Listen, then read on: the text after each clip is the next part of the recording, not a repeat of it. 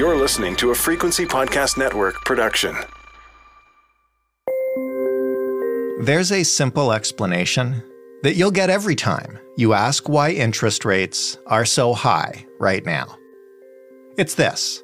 The bank, meaning Bank of Canada, needs to get inflation under control. And sure, that makes sense, especially a while ago when inflation was truly exploding. But in recent months, inflation has cooled, and an interesting catch-22 has appeared. One that could spell a lot of trouble for a lot of average Canadians. You see, one of the things now comprising a large part of the inflation regular Canadians are dealing with is housing. Housing inflation shows up in rising rents and rising mortgage payments. Do you know what those are driven by? You guessed it, sky-high interest rates. So as the year began, many economists thought that the Bank of Canada would begin to lower those interest rates, maybe not Wednesday when they left them steady, but perhaps as soon as the spring. The phrase, "the worst is over," was used. But what is that worst? Over for who and when? If the bank needs inflation to come back down before it lowers rates, but those high rates are inflating the costs for Canadians who can barely afford to make ends meet, then listen, I'm just a dumbass podcast host, but aren't we playing with fire here? Like, just a little bit?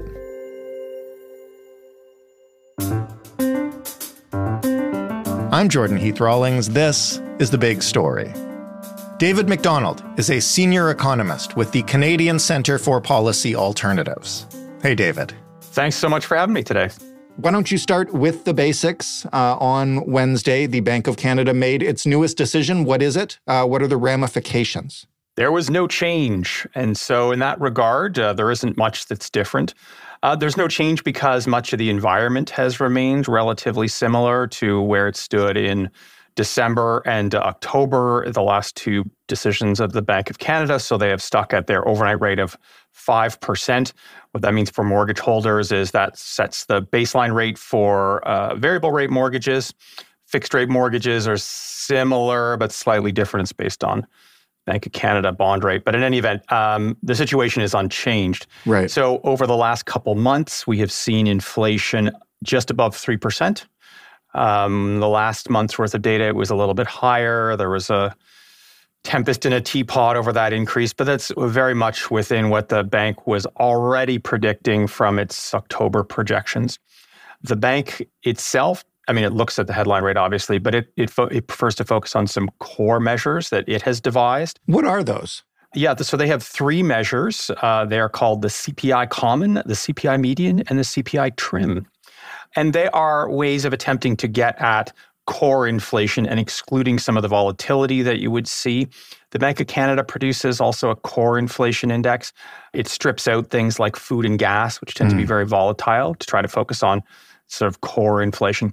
Their measures have been coming in slightly higher at the high 3% range over the last couple months. One of the interesting pieces of that is one of the important drivers of inflation now is interest rates. Interest rates are driving inflation in two key areas. One is on mortgage interest costs, and the second one is on rent, because landlords have mortgage payments themselves often. They're going to turn around and try to push those onto tenants, so we're seeing rents go up. The general index and the Bank of Canada indexes include those measures of shelter costs, but the Bank of Canada measures do not include things like gas prices, for instance, or home heating oil, because they consider those more volatile. And those are actually some of the parts of the inflation index that have been going down over the last couple of months and pulling the index down. But the bank doesn't look at them. And so you don't see those show up on the bank side, but you do see them show up on the general side. If the whole point of keeping interest rates high or raising them in the first place was to get inflation under control. And as you point out, those interest rates are now beginning to become drivers of inflation. Why are we still holding here? Call up Tiff Macklem. They're not talking. I know, yeah. It's interesting. The bank, in its update today, produced a super interesting analysis that says how much of this 3%-ish inflation that we're seeing now is due exclusively to shelter costs, which is to say higher mortgage costs and higher rent, and how much is due to everything else in the index, gas, food, all that stuff. And now it's over half. Over half of the inflation, 1.7% out of 3 is coming from shelter costs. So make it make sense for the group of listeners right now who are staring down, this is January, they're staring down annual rent hikes, or like some of them, myself included, are staring down a mortgage renegotiation this year. And it seems like these things are at cross purposes.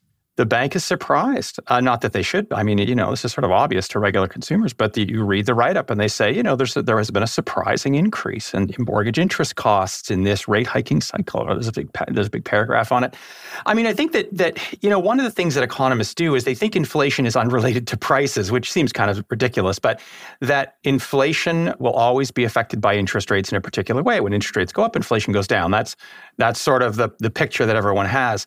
When you live through it, though, it turns out that inflation is made up of a whole variety of goods and services. The prices of some of them may go down as interest rates go up, but some of them are also going to go up as interest rates go up. Mm-hmm. And so usually economists are kind of bored with studying the fact that, if interest rates go up, mortgage interest costs go up, which are part of CPI. That's obvious. And so you don't study that. You just study the other pieces.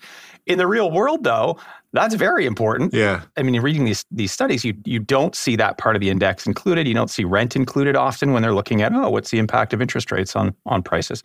And so we're living through that right now. 50% increase in mortgage interest costs since the start of the rate hiking cycle, 12% increase in rent since the start of the rate hiking cycle. And it's going to get worse. The bank put out a paper just last month that said half of mortgage holders have not yet renewed at these higher rates, and they won't until June of this year. That's when the halfway point is. The mortgage holders were used to paying on average about $1,000 a month. By the end of this, they'll be paying $1,500 to $2,000 a month, which is 3 to 4% of their income just going to mortgage payments that's new. And I think this is underappreciated by the bank. Obviously, I don't run the bank. But it's a dangerous part of what's happening now is that inflation is staying high in large part because of interest rates, not in spite of them. You mentioned this is, I think, the third or fourth time in a row they've kept these rates steady. The last time we heard from them, and one of the reasons, frankly, we wanted to book you and check in with you today, is people were signaling that this might be around the time the bank would consider finally starting to drop those rates. Was there any hint on that in the announcement today? What do we think about that now as we head towards the spring? Well, certainly reading the press releases, both of the December decision and the decision today, seems to suggest that the bank is pretty comfortable with where the economy is in terms of, there were some hints in some of the write-ups that now there is excess supply in the economy. In the December write-up and the press release, they said that there doesn't seem to be excess demand anymore, which seems to suggest they're in a position where they think that inflation, or at least the economic drivers of inflation, are under control, quote unquote. That being said, the main CPI headline number is above 3%. They expect it to continue to remain above 3%. Mm-hmm. And so 2024 is pretty clearly going to be the year of cuts. The question is, when do they start and how quickly do they proceed? It doesn't seem like there's a real rush to do it quickly.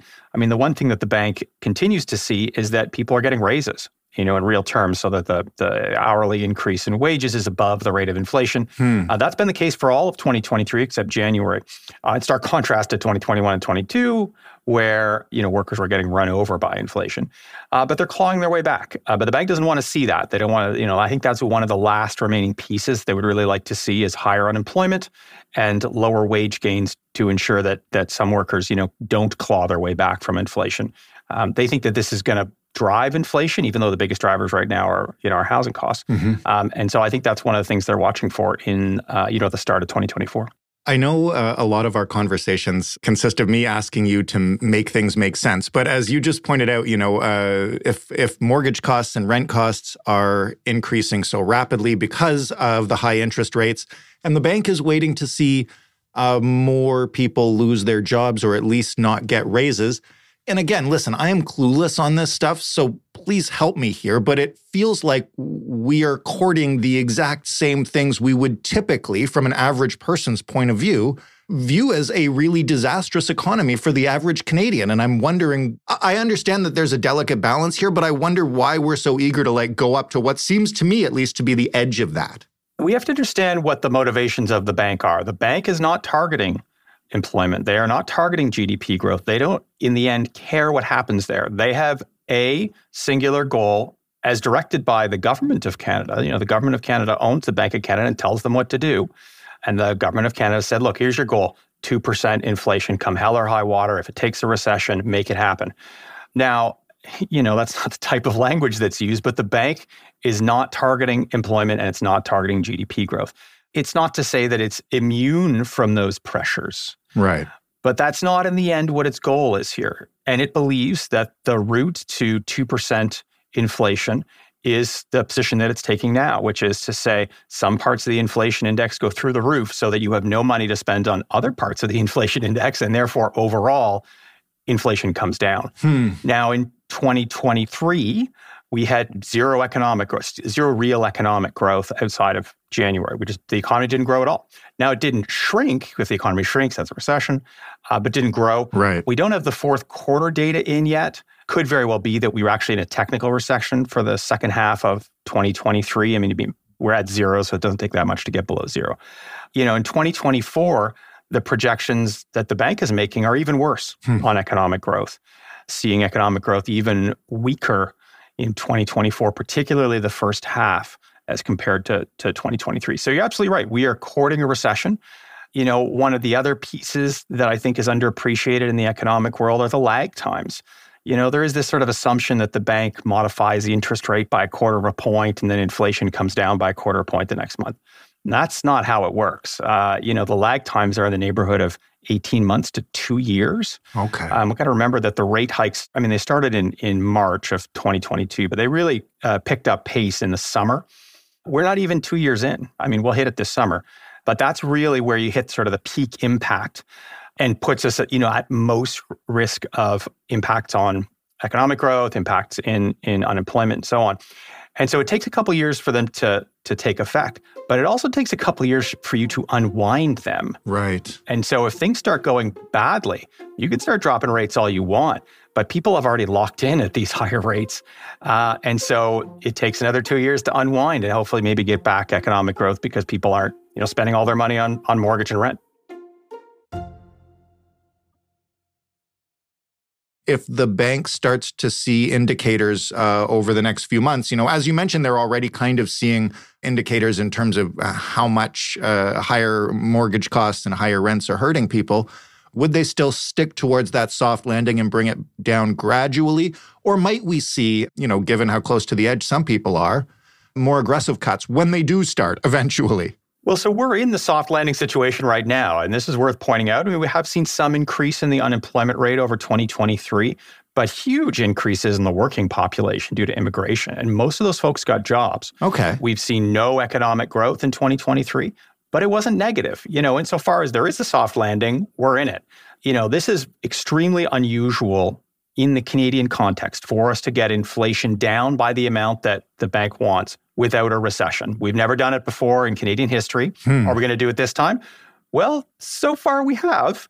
The question is, can we actually deliver on it and not just end up in a recession? Right. At the tail end of last year, the start of this year. I've seen in a couple of places now the indication of continuing to hold steady, economic growth being sort of non-existent, neither positive nor negative, might be a signal that at some point in the next quarter or so, we'll be able to say that the worst is over for both inflation and interest rates. What are your thoughts on that, and how would we know?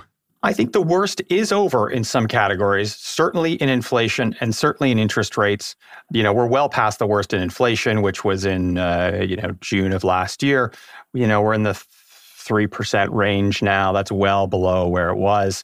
It's likely to continue to get lower, particularly as interest rates fall and allow mortgage and rent costs to come down. We're almost certainly at the peak of interest rates, which is, I guess, we're in the worst, but it's most likely to get better. How quickly that happens and when it happens, that's not clear, but we're certainly kind of at the worst point, trending towards a better point. Where the worst is probably not over is in job loss and in lower economic growth. This year is likely to be worse than last year. How much worse, I don't know. I think what's underappreciated here is how much mortgage holders are paying in mortgage interest cost, how important consumer spending has been historically to economic growth. We have relied heavily on ever lower interest rates, people renewing, paying that much less every month in mortgage interest, and then spending that money in the economy, driving economic growth.